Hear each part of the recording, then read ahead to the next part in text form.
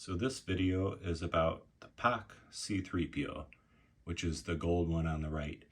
So for those of you who aren't familiar, Poch was a company in Spain who had the license to make figures for the Spanish market. And in their early days, their card back said Poch on the front, and they basically just brought in parts of figures that they imported from Asia. And so they're the same parts that ended up in America, and they would paint them and put them together in Spain. And apparently their sonic welding technology that they used to put the figures together wasn't very good. Sonic welding creates heat, and the machines should protect the figure from getting any effects from the heat. Poch wasn't very good for that. So I'll show you some of the melt marks that is common for Poch figures. Also, they painted the figures themselves, so you can see all of my Kenner C-3POs are definitely way more silver than they are gold, but you can see how gold the Poch one is. So I just put the Kenner one on, which is this one here on the left. That's just to give you a reference. But Poch, show you some of the melt marks there. You can see his foot really got it bad. This one has a lot of spots on it too. The heel right there got some major melt marks. The shoulder up on the top, right there. Of all my C-3POs, this one is pretty tight, fairly tight for C-3PO, and maybe one other. The rest of them fall over really easy. They're very loose limbs. But it's all the same parts that Kenner had. They use the same parts. They just assembled them in Spain and painted them there.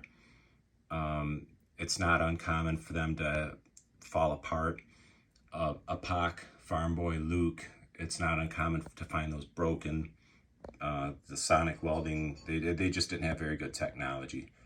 Later on in the line, Kenner, I think, got more involved. They changed the branding to PBP, which is a combination of three companies, all three companies were together when they made the Poch figures, but Poch was in charge of making figures. Anyway, you can see a lot of mistakes on it. I can't believe this one actually made it to the stores, but they didn't really care, I guess. They just figured some kid would beat it up anyway. So Poch figures, again, they were imported Kenner parts from Asia and assembled and painted in Spain.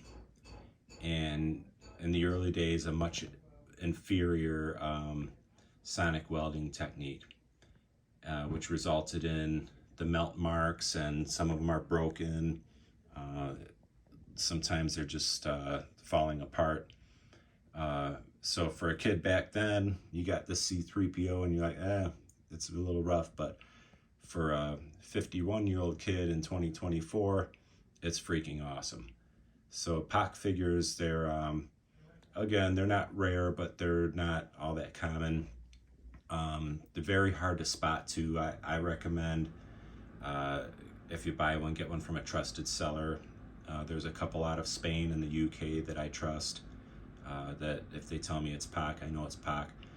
You can, with some of the figures, it's easier to tell by the paint. Some of them it's not, but this one, I love the gold. It really pops, especially next to a regular Kenner release. So that's Poch C-3PO. A rusty little rivet in there. Good look at the date stamp and country of origin stamp.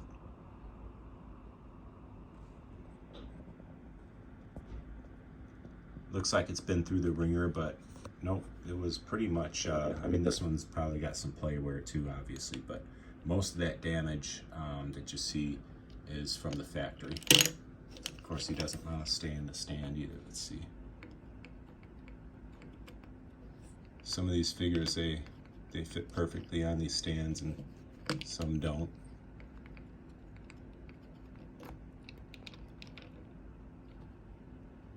So there you have it. Poch C-3PO.